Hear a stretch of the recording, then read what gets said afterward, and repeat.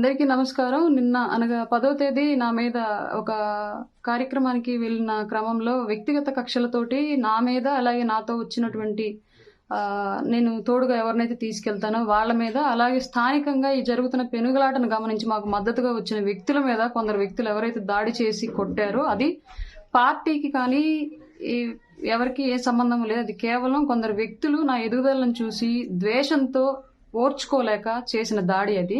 దానికి సంబంధించి పార్టీ నాకు 100% అండదండలు అందిస్తుంది, లీగల్ సపోర్ట్ కూడా అందిస్తుంది. దీనికి ముందు నేను న్యాయ పోరాటం చేస్తాను ముందు. ఈ విషయాన్ని కప్పిపుచ్చడానికి ఎవరైతే నా మీద దాడి చేశారో వాళ్ళు, అలాగే వాళ్ళ మద్దతుదారులు నేను పార్టీ మారుతున్నాను అందుకే ఇలా చేశాను అని చెప్పేసి ప్రచారం చేస్తూ ఉన్నారంటే స్థానికంగా ఒంగోలులో కానివ్వండి, జిల్లా స్థాయిలో కానివ్వండి.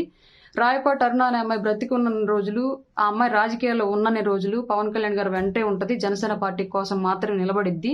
నేను అవసరాల కోసం, అవకాశాల కోసం, ఆస్తుల కోసం పార్టీలు మారి వ్యక్తిత్వాన్ని నీచ స్థాయికి దిగజార్చుకునే వ్యక్తిని కాదు నేను. నాకు ఆస్తుల కన్నా ఆత్మాభిమానం ఇంపార్టెంట్. ఆ విషయం నా గురించి తెలిసిన వాళ్ళందరికీ తెలుసు.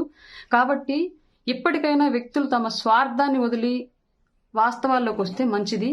లేదంటే మాత్రం తగిన మూల్యం చెల్లించుకుంటారు భారీగా. ఈ విషయాన్ని ఇప్పటి వరకు బిగబట్టుకుని ఉన్నాను. ఈ వ్యక్తిగతంగా నా మీద చేస్తున్న దాడుల్ని ఇప్పుడు వాళ్లే బయట పెట్టారు కాబట్టి బహిర్గతంగా దీని మీద నేను కంపల్సరీగా న్యాయ పోరాటం చేస్తాను.